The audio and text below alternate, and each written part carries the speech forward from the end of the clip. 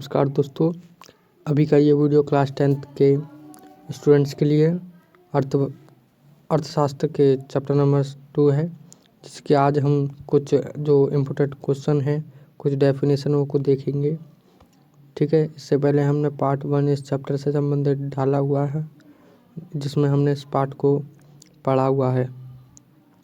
तो स्टार्ट करते हैं दोस्तों। अर्थव्यवस्था के क्षेत्रक।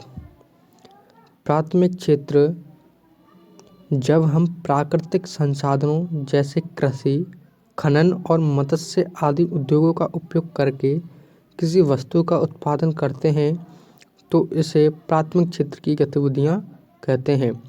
खनन, लकड़ी काटना या लेबरिंग और मत्स्य पशुपालन आदि ऐसे ही कुछ प्राथमिक गतिविधियां हैं। तो दोस्तों, ये जो वीडियो है यह मैंने केवल शॉर्ट वीडियो में बनाया हुआ है। अगर आप इस चैप्टर को पूरा पढ़ना चाहते हैं तो मेरे यूट्यूब चैनल में मैथ के भूत में जाकर चेक कर सकते हैं, जहाँ पर आपको सभी सब्जेक्ट की वीडियोस मिल जाएंगी। ठीक है दोस्तों, आगे पढ़ते हैं। द्वितीयक क्षेत्रक। प्राकृतिक उत्पादों को विनिर्माण प्रणाली के जरिए अन्य रूपों में परिवर्तित करना द्वितीयक क्षेत्र की गतिविधियाँ होती हैं। इसे औद्योगिक क्षेत्र भी कहा जाता है। ध्यान रखिएगा दोस्तों, द्वितीय क्षेत्रक है इसे औद्योगिक उद्योग कहते हैं और प्राथमिक क्षेत्र को कृषि संबंधित क्षेत्र भी कहते हैं। ध्यान रखना दोस्तों, यह कई बार पूछा जा चुका है बोर्ड के एग्जाम में। आगे पढ़ते हैं। चीनी उद्योग, कागज उद्योग आदि प्राथमिक गतिविधियों पर निर्भर करते हैं। तृतीयक क्षेत्रक यह वस्तु का निर्माण तृतीयक क्षेत्रक यह क्षेत्रक वस्तु व सेवाओं का उत्पादन नहीं करता, बल्कि प्राथमिक और द्वितीयक क्षेत्र की उत्पादन प्रक्रिया में सहायता करता है। इसे सेवा क्षेत्रक भी कहते हैं, जैसे बैंक, शिक्षा। यह किसी वस्तु में का उत्पादन नहीं करता है और न ही किसी वस्तु को बनाता है। इसका काम है केवल जो निर्मित वस्तु है उसे एक स्थान से दूसरे स्थान पर पहुंचाना। जैसे कि बैंक हमें केवल सहायता करती है, यह किसी चीज़ का उत्पादन तो करती नहीं है, और न ही शिक्षा किसी चीज़ का उत्पादन करती, यह केवल हमें सहायता करते हैं। ठीक है, तो ये इसमें तृतीयक क्षेत्र को सेवा क्षेत्र के नाम से जाना जाता है। आगे पढ़ते हैं। सकल घरेलू उत्पाद, जिसे हम GDP कहते हैं। सकल घरेलू उत्पाद का अर्थ है कि किसी विशेष वर्ष में प्रत्येक क्षेत्रक द्वारा उत्पादित अंतिम वस्तु और सेवाओं का योगफल। ठीक दोस्तों, क्या है? किसी वर्ष में प्रत्येक क्षेत्रक द्वारा उत्पादित अंतिम वस्तु और सेवाओं का योगफल GDP कहलाता है। तो नेक्स्ट है उत्पादन में तृतीयक क्षेत्रक का बढ़ता महत्व। तृतीयक क्षेत्र बताया था मैंने आपको, जो तृतीयक क्षेत्र को किस नाम से जाना जाता है? सेवा के क्षेत्र के नाम से जाना जाता है। इसके कुछ पॉइंट लिखे हैं मैंने, देख लीजिएगा। किसी भी देश में अनेक सेवाओं जैसे अस्पताल, परिवहन, बैंक, डाक, तार आदि की आवश्यकताएं होती हैं, है ना दोस्तों। हर देश में ये आपको मिल जाएंगे, हर जगह पर आपको मिल जाएंगे। नेक्स्ट है कृषि एवं उद्योग के विकास में परिवहन, व्यापार, भंडार जैसी सेवाओं का विकास होता है। मतलब क्या बताया गया है? कृषि एवं उद्योग के विकास से परिवहन, व्यापार, भंडार जैसी सेवाओं का विकास होता है। जब कोई व्यक्ति फसल को उगाता है तो उसके जो फसल होती है उसका कुछ भाग के जरिए मजदूर को काम मिलता है, आगे चल के मंडी में उतारा जाता है तो वहाँ के लोगों को काम मिलता है। इस प्रकार से सभी लोगों को एक प्रकार से चैन सी बन जाती है, जिसके जरिए लोग काम को कर सकते हैं। ठीक, सबसे ज़्यादा काम करने वाले लोग किस उद्योग में आते हैं? प्राथमिक क्षेत्र में आते हैं। ठीक है, प्राथमिक उद्योग या कृषि उद्योग में आते हैं। नेक्स्ट है आय बढ़ने से कई सेवाओं जैसे रेस्टोरेंट, पर्यटन, दोस्तों उधर रेस्तरां लिख गया है वो है रेस्टोरेंट, पर्यटन, शॉपिंग, निजी अस्पताल, विद्यालय आदि की मांग शुरू कर देते हैं। जब लोगों के पास पैसा बढ़ जाता है तो लोग क्या करते हैं, होटलों में जाते हैं, घूमने के लिए जाते हैं, पैसों को खर्च करते हैं। अपनी जितना पैसा है वो अपनी मांग के अनुसार जो चीज़ है उनके लिए अपनी मांगों को रखते हैं, पैसे को भी खर्च करते हैं। ठीक है दोस्तों।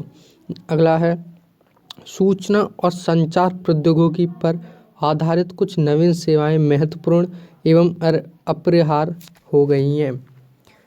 ठीक है दोस्तों, आगे पढ़ते हैं हम। अल्प बेरोजगारी।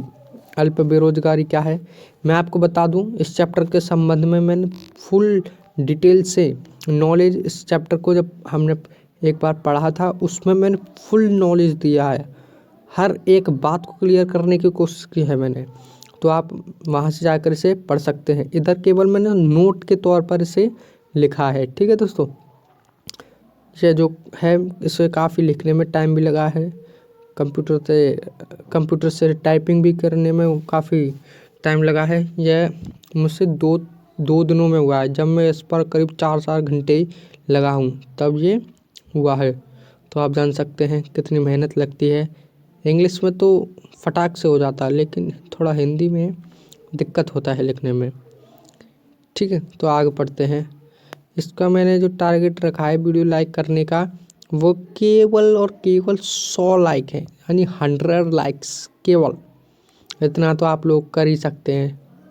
ठीक, तो मैं भी आपके लिए मेहनत कर रहा हूँ, आप मेरे लिए मेहनत कर सकते हैं। ठीक है दोस्तों, आगे बढ़ते हैं हम। अल्प बेरोजगारी। जब किसी काम में जितने लोगों की ज़रूरत हो उससे ज़्यादा लोग काम में लगे हों, वह अपनी उत्पादन क्षमता से कम योग्यता से काम कर रहे हैं, प्रचलित तथा छुपी बेरोजगारी कहते हैं। ठीक, तो दोस्तों मैं एक और बार बता दूं, आप उदाहरण के लिए मान लीजिए आपके घर में 5 लोग हैं और 5 लोगों का खाना केवल आपकी माताजी बनाती हैं। तो उधर आप सभी लोग एक साथ खाना बनाने लग जाएं तो घर का बाकी का काम है उसे कौन करेगा। तो जो खाना बनाने की ज़रूरत है केवल उसे 2 लोग कर सकते हैं। तो जब एक ही काम को सभी लोग करने में लगे हुए हैं तो उसे प्रचलित तो बेरोजगारी हम कह सकते हैं। ठीक है, एक और उदाहरण के ज़रिए समझिएगा। जब एक खेत में मान लीजिए 2 बीघा खेत है, उधर 10 मजदूर लगे हुए हैं और वहाँ पर केवल 5 मजदूरों की ज़रूरत है। तो वहाँ पर जो 5 एक्स्ट्रा लगे हुए हैं वह केवल भीड़ कर रहे हैं, उधर उनकी ज़रूरत नहीं है फिर भी वो उधर लगे हुए हैं। तो इसे कहते हैं प्रचलित बेरोजगारी या अल्प बेरोजगारी। ठीक है दोस्तों, आई होप आप अच्छी तरीके से समझ गए होंगे। नेक्स्ट है राष्ट्रीय ग्रामीण रोजगार गारंटी अधिनियम 2005। ये सबसे ज़्यादा बार पूछा गया क्वेश्चन है दोस्तों, ज़रा ध्यान से पढ़ लीजिएगा इसे।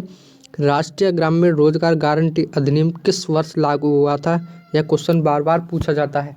तो आप आंसर में लिख दीजिए 2005 में यह नियम पारित किया गया था। इसमें क्या क्या करने के कहा गया था। 100 दिन के रोजगार की सरकार की ओर से गारंटी होती है।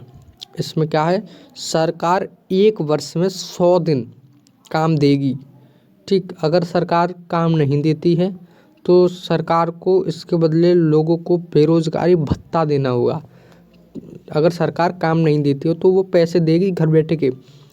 ठीक है, इसमें यह कहा गया था 1 वर्ष में 100 दिन काम सरकार देगी। नेक्स्ट है सरकार रोजगार उपलब्ध कराने में असफल रहती है तो वे लोगों को बेरोजगारी भत्ता देगी। ठीक है दोस्तों, ये मैंने पहले बता दिया आपको। अब नेक्स्ट है संगठित क्षेत्र। संगठित क्षेत्र क्या होते हैं, असंगठित क्षेत्र क्या होते हैं।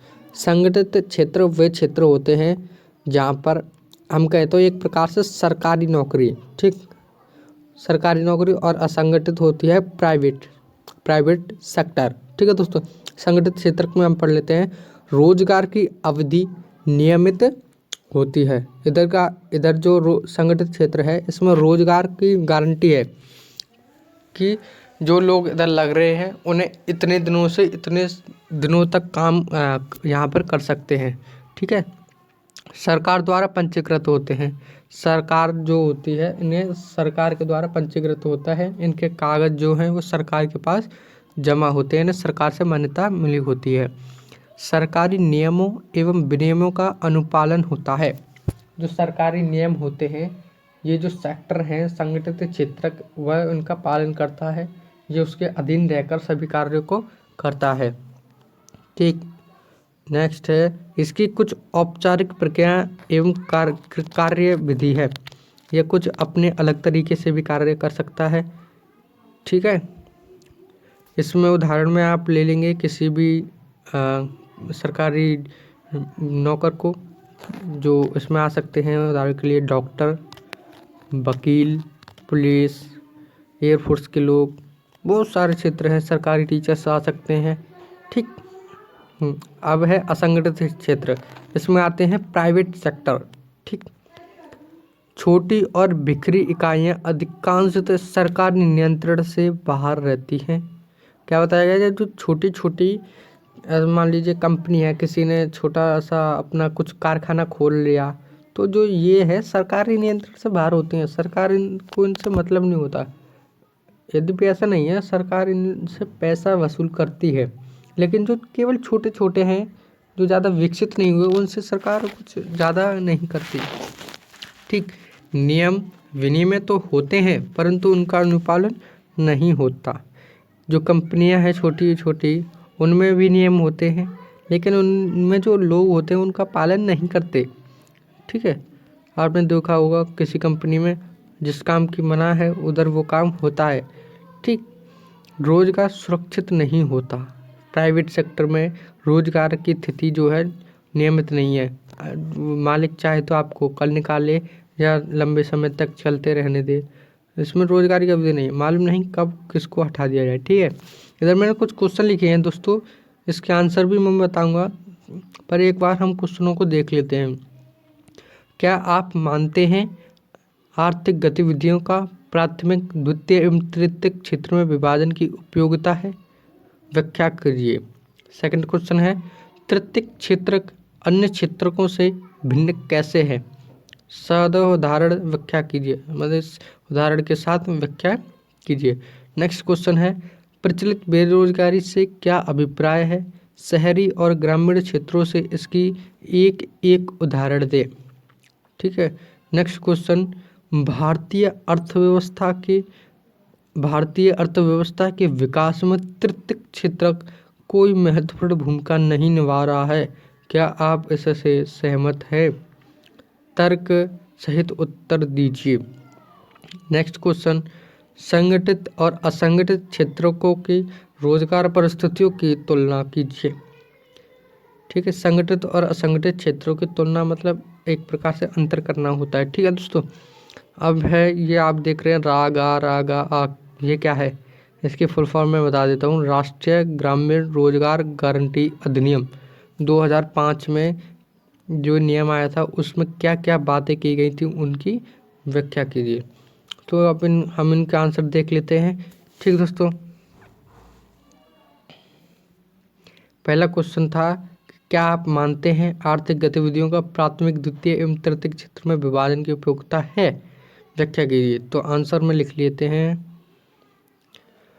रोजगार की परिस्थितियों के आधार पर आर्थिक गतिविधियां निम्नलिखित क्षेत्रों में विभाजित की जाती हैं। पहला है प्राथमिक क्षेत्र, द्वितीय क्षेत्र और तृतीय क्षेत्र में। उत्पादों के आधार पर उद्योगों को हम निम्न क्षेत्रों में विभाजित कर सकते हैं। तो इसमें पहले देखते हैं प्राथमिक क्षेत्र। प्राथमिक क्षेत्र में क्या आता है? प्रकृति द्वारा प्रदान की गई वस्तुओं का प्रयोग के लिए एकत्रित करने से संबंधित विभिन्न कार्यों को प्राथमिक क्षेत्र की गतिविधियां कहते हैं। तो इधर कर गलत लग गया है। खनन, लकड़ी काटना या लेबरिंग और मत्स्य ग्रहण आदि ऐसे ही कुछ प्राथमिक गतिविधियां हैं। ठीक है, नेक्स्ट है द्वितीय क्षेत्र। वे गतिविधियां जो कच्चे मार्ग अथवा प्राथमिक उत्पादों को मानव के लिए उपयोगी वस्तु में बदलती है, द्वितीयक क्षेत्रक की गतिविधियां कहलाती हैं। जो कच्चे माल को विनिर्माण करती है उसे द्वितीयक क्षेत्र की गतिविधियां कहते हैं। उदाहरण के लिए चीनी उद्योग, कागज उद्योग प्राथमिक गतिविधियों पर निर्भर हैं। नेक्स्ट है तृतीयक क्षेत्रक। वे गतिविधियां जिनकी विविध क्रिया आधुनिक उद्योगों को सफलतापूर्वक चलाने के लिए अत्यंत आवश्यक होते हैं, तृतीयक क्षेत्र की गतिविधियां कहलाते हैं। तृतीयक क्षेत्रक उदाहरण हैं यातायात, संचार, बैंक, शिक्षा आदि। नेक्स्ट है तृतीयक क्षेत्रक में वस्तुओं का नहीं वन सेवाओं का निर्माण किया जाता है। राष्ट्रीय आय मुख्य आधार पर त्रिक्षेत्रीय ही चाहे रोजगार का मुख्य आधार अभी भी कृषि या प्राथमिक क्षेत्रक ही है। नेक्स्ट क्वेश्चन था तृतीयक क्षेत्रक अन्य क्षेत्रकों से भिन्न कैसे है, उदाहरण सहित व्याख्या कीजिए। तो देखते हैं हम। तृतीयक क्षेत्र में अनेक क्रियाएं होती हैं जैसे कि यातायात, संचार, बैंक, शिक्षा आदि। इस क्षेत्र में किसी भी वस्तु का निर्माण नहीं किया जाता है। ठीक है दोस्तों, तृतीयक क्षेत्र में किसी भी वस्तु का निर्माण नहीं किया जाता है। तृतीयक क्षेत्र को सेवा क्षेत्रक भी कहते हैं। तृतीयक क्षेत्र में एक प्रकार के वे लोग हैं जो प्राथमिक और विषम क्षेत्रकों से संबंधित सेवाओं में लगे हुए हैं, जैसे यातायात, संचार, व्यापार, बैंकिंग, स्टोरेज आदि गतिविधियों में। और कुछ ऐसे लोग भी हैं जिनका संबंध प्राथमिक और द्वितीयक क्षेत्र की गतिविधियों से सीधे नहीं होता है। वे उत्पादन में कोई सहायता नहीं करते हैं। ऐसे लोगों में व्यक्ति को सेवाएं उपलब्ध कराने वाले लोग जैसे शिक्षक, डॉक्टर, धोबी, नाई, मोची एवं वकील आदि सम्मिलित हैं, या फिर प्रशासनिक कार्य में लगे हुए लोग होते हैं। इस प्रकार तृतीयक क्षेत्र और प्राथमिक क्षेत्र द्वितीय क्षेत्रकों से भिन्न है। ठीक है दोस्तों, नेक्स्ट क्वेश्चन है, देखते हैं। थर्ड क्वेश्चन था प्रचलित बेरोजगारी से क्या अभिप्राय है। आंसर में देख लीजिए। जब किसी एक विशेष कार्य को करने के लिए आवश्यकता से अधिक लोग काम करते हैं तो वैसे बेरोजगारी को प्रचलित बेरोजगारी कहा जाता है। ठीक है दोस्तों, नेक्स्ट क्वेश्चन था भारतीय अर्थव्यवस्था के विकास में तृतीयक क्षेत्र कोई महत्वपूर्ण भूमिका नहीं निभा रहा है। क्या आप इस कथन से सहमत हैं? तर्क सहित उत्तर दीजिए। तो आंसर में है जिन गतिविधियों के द्वारा चीज़ों के निर्माण की अपेक्षा सेवाओं का निर्माण होता है उसे तृतीयक क्षेत्र कहा जाता है। इस बात में कोई भी संदेह नहीं है कि भारत में विकास प्रक्रिया से जीडीपी यानी कि सकल घरेलू उत्पाद तृतीयक क्षेत्र की हिस्सेदारी में वृद्धि होती है। रोजगार के क्षेत्र में 33 क्षेत्रीय हिस्सेदारी को इतनी अधिक नहीं हो सकी। सन 2000 में रोजगार के क्षेत्र में प्राथमिक क्षेत्र की हिस्सेदारी 60% थी, द्वितीय क्षेत्र की भागीदारी 18% और तृतीय क्षेत्र की 22% थी। इसलिए यह कहना उचित नहीं है कि भारतीय अर्थव्यवस्था के विकास में तीसरे क्षेत्र को कोई महत्वपूर्ण भूमिका नहीं निभा रहा है। ठीक है दोस्तों, नेक्स्ट क्वेश्चन था कि संगठित और असंगठित क्षेत्र में संगठित और असंगठित क्षेत्रकों की रोजगार परिस्थितियों की तुलना कीजिए। तो देख लेते हैं हम उसको। वे क्षेत्र जो सरकारी नियंत्रण में होते हैं और जहां पर हम काम नियमानुसार होता है उसे संगठित क्षेत्र कहते हैं। वे क्षेत्र जहां नौकरी नियमित नहीं होती और उन पर सरकार का कोई भी नियंत्रण नहीं होता है उसे संगठित क्षेत्र कहते हैं। संगठित और असंगठित क्षेत्र की क्रियाविधि या कार्य विधि। क्वेश्चन 1 में देख लेंगे हम। संगठित क्षेत्र में जबकि विशेष नियमों का पालन होता है जिसके कारण श्रमिकों के हितों की रक्षा हो जाती है, परंतु असंगठित क्षेत्र में ऐसे किसी विशेष कानून का पालन नहीं किया जाता है। ठीक है दोस्तों, सरकारी क्षेत्र में लोगों को सुविधाएं दी जाती हैं, इसमें सुविधाएं नहीं दी जाती हैं। सरकारी क्षेत्र में कानूनों के अनुसार काम होता है जबकि असंगठित क्षेत्र में कानूनों के अनुसार काम नहीं होता है। नेक्स्ट में देख लेंगे, संगठित क्षेत्रों में श्रमिकों को उचित वेतन और वह भी ठीक समय पर मिल जाता है, परंतु असंगठित क्षेत्र में ऐसा काम ही होता है, ऐसा काम कम ही होता है। ठीक है, आगे देख लेते हैं। जबकि संगठित क्षेत्रों में श्रमिकों की नौकरी प्राय पक्की होती है, संगठित क्षेत्र में नौकरी पक्की होती है, वहीं असंगठित क्षेत्र में नहीं। यानी कि सरकारी क्षेत्र में हम किसी विशेष वर्ष तक नौकरी करते हैं, वहाँ पर हम पूरी अपनी वर्ष ना हो जाने तक काम करते रहेंगे। लेकिन जब असंगठित क्षेत्र है यानी प्राइवेट सेक्टर जो है, वहाँ पर जब चाहे मालिक जब छुट्टी कर सकता है हम लोगों की।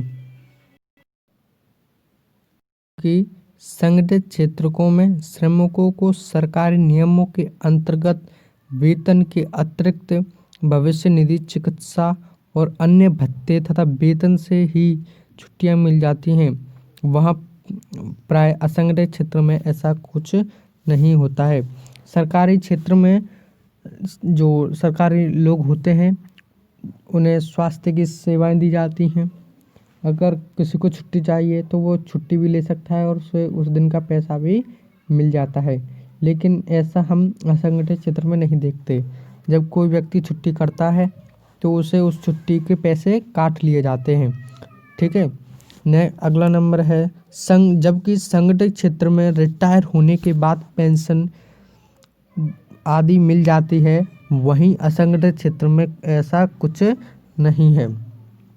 जब कोई सरकारी व्यक्ति रिटायर हो जाता है तो उससे पेंशन दी जाती है, लेकिन जब कोई व्यक्ति की नौकरी छूट जाती है या रिटायर हो जाता है प्राइवेट सेक्टर में तो उसे कुछ भी नहीं दिया जाता है। नेक्स्ट क्वेश्चन था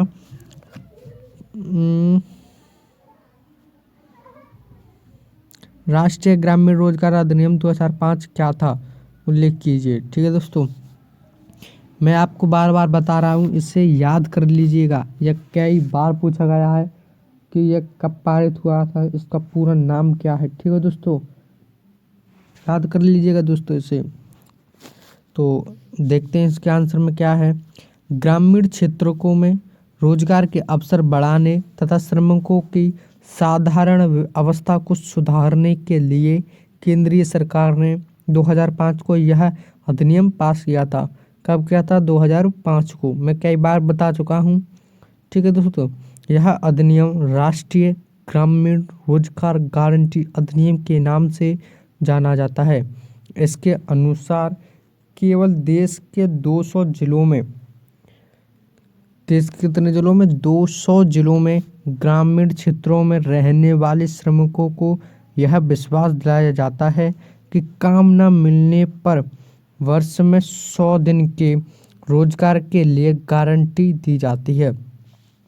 मतलब अगर किसी व्यक्ति को 100 दिन काम नहीं मिलता है तो उसे रोजगार 100 दिन के जो 100 दिन के लिए उसे गारंटी दी जाती है कि आपको सरकार के द्वारा काम मिलेगा। ठीक है, यदि श्रमिकों को वर्ष में 100 दिन का काम नहीं मिलेगा तो सरकार उनकी पूर्ति करेगी।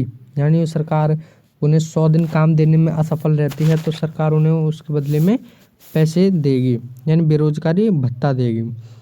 उन्हें बेरोजगारी भत्ता दिया जाएगा। ठीक है दोस्तों, अगर लोगों को सरकार 100 दिन काम नहीं देती है तब। इस अधिनियम के अंतर्गत सरकार उस प्रकार के कामों को वरीयता देगी जिससे भविष्य में भूमि से उत्पादन बढ़ाने में सहायता मिले।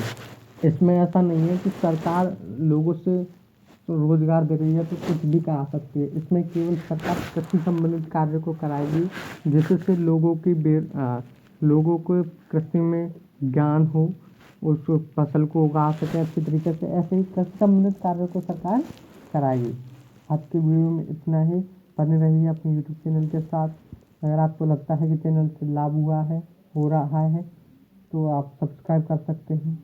वीडियो अच्छा लगा हो तो लाइक कर सकते हैं। ऐसे ही वीडियो पाने के लिए हमारे चैनल को सब्सक्राइब कर लीजिए, नोटिफिकेशन आपको मिल जाया करेगा। ठीक है दोस्तों, हमारे यूट्यूब चैनल पर क्लास 10 के हर सब्जेक्ट को बारीकी से पढ़ाया जाता है। इम्पोर्टेंट क्वेश्चन, नोट्स सभी आपको हमारे यूट्यूब चैनल पर मिल जाएंगे। थैंक यू दोस्तों।